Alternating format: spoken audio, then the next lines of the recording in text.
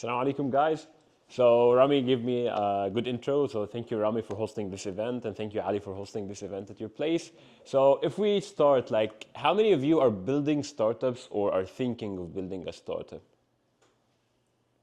Okay, that's a good number, mashallah. So let's assume that I have a startup idea. I want to build, let's say, AI voice agents to answer the phone calls for restaurants, for example. What do you think the first step would be to start with my idea that I have? Anyone have any thoughts? Okay. Okay. Yeah. Business plan. Business plan. Define a business plan. Consolidating the general problem, solution you're offering, what you need, and then communicate that. Okay. That's a good thought. Tell me. Idea validation. Okay. What's idea? Yeah, that's good. What's idea validation?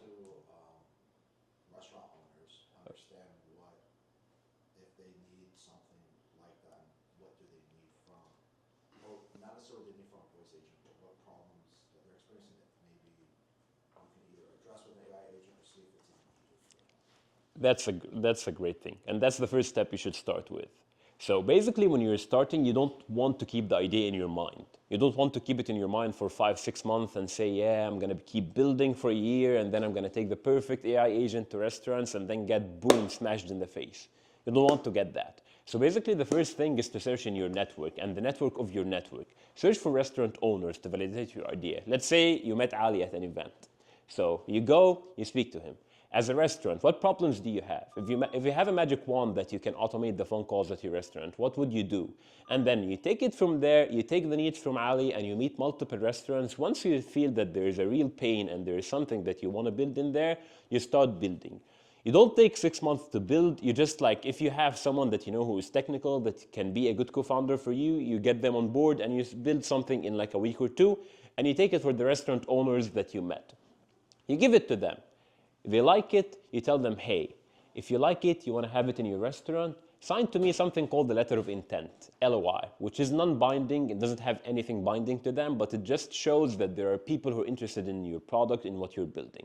You take multiple LOIs from these restaurants. Let's say you find someone who's really excited about your building, like Ali. Hey, Ali, do you want to join me as an advisor? And then they're going to be advising you and connecting you to more restaurants. You take these LOIs and you take the demo that you built, and then you go to accelerators. Accelerators can be YC, Antler, Techstars, Neo, you name it. These guys are going to take the LOIs, they're going to take you as a team. Like one of them is going to be accepting you. They're going to be giving you between 100 to 500K of initial cash for a percentage of your company. You take that initial cash, you leave your job, and your co-founder leaves their jobs, and then you start building that. You take that for like between 6 to 8 months, and then you give that product to the restaurants. You start getting revenue from these restaurants. Once you get that revenue, you go and you chase VCs and angels to get some money from them. So now you have a team, you have someone who believes in you as an investor, and you have people who are paying for your product. Now you go chase VCs. When you're going and you're pitching your company, what shall you start with? You get between 30 seconds to a minute to get the attention of a VC or lose it. So if you start, you say, hey, I had an idea of an AI product that automates phone calls, you lose their attention. But what's the best thing to start with? You start with a story. So you can start with a story. It can be real or it can be fictional, but you start with a story. So can anyone tell me like a story to start with to capture the attention of a VC or anyone you're pitching to? Of how you came with the product. Okay, I came with a product which is I'm on to work on something called Powsies. It's a socks for dogs. Okay. So how I came up with this idea, I have a dog, a Yorkie. So when I take him outside and it's raining and it's wet outside, so usually his paws get dirty, wet, and when you bring him back home, you have to clean. It's a pain in the ass. So what I did, I looked up for something in my head and I couldn't find. So I started to invent this thing and bring it together, but I don't have the technology to put it together and make it like for the consumer. Okay, and did you get any validation from other people that they want such a product before digging deeper into it? No, I mean, I did discuss it with people, and people see it as an amazing idea, because usually when you put the socks in the dog pout, it takes forever. So this machine I did, so I made a latex. I'm thinking of making a latex material which is expand, and then once it's like a cup, a mug with the handle. Once you put his his leg inside.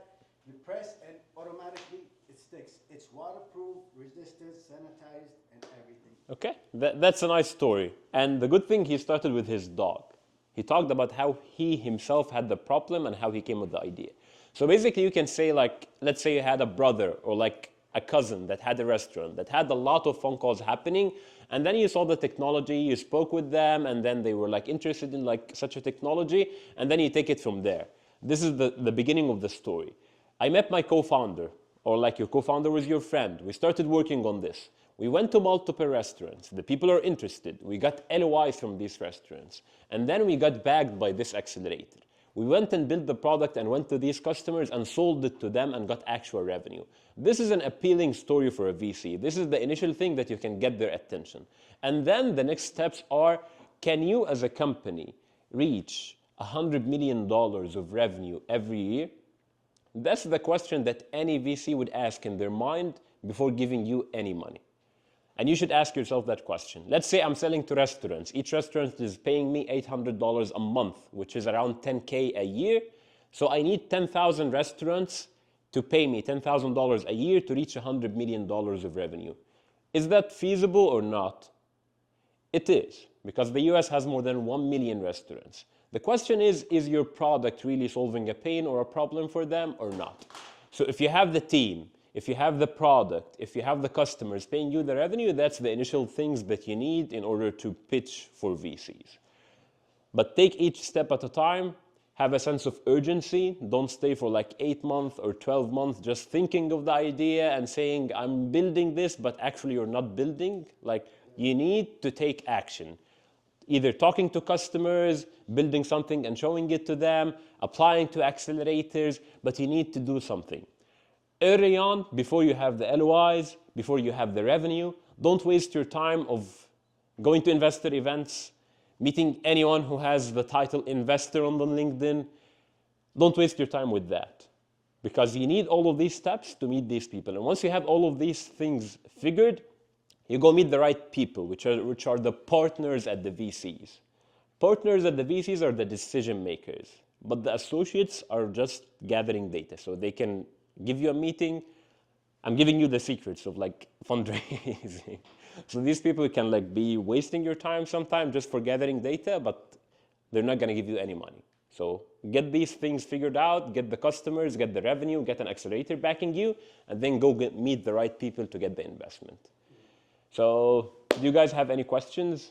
Yeah, Tim. How do you know when a VC is wasting your time versus It's if not- they're actually serious about investing in your product? It's not a waste of time. They are like just gathering data. Yeah, I So- hear that a lot too. Like, Yeah, they are gathering data, and that's part of their job, which is gathering data and understanding which companies are working on what. So you need a sense of urgency when you're raising. So if you don't have the customers, if you don't have the revenue, if you don't have anything, the VC doesn't have any motive to go and invest in you. Because VCs operate on like a FOMO model.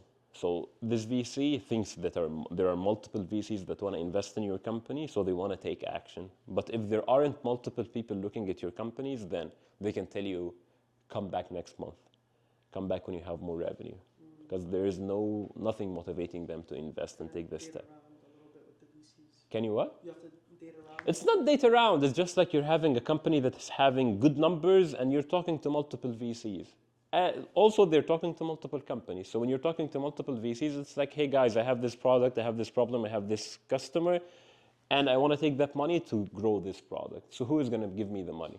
So VCs are also like people investing other people's money. So they need to be wise about their investment. But like I'm talking about, like initially founders can be wasting a lot of time going to investor events, like whatever investor/event, they're going to go into these events, but they're not making any progress in that. So do you have any other questions? Yeah, Tom.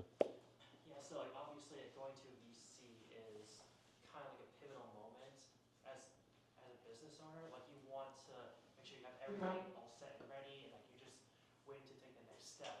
So then, what's like the ideal time for you to budget, starting from all the way from the beginning to the VC stage? 'Cause So- you mentioned earlier that eventually the co-founders have to like leave what they're doing in the past and then focus all their energy on this new venture. So like, how much time should you budget for that? How much funds? Yeah, so initially, like early on, you should be like spending between 6 to 12 months of validating before like getting into an accelerator.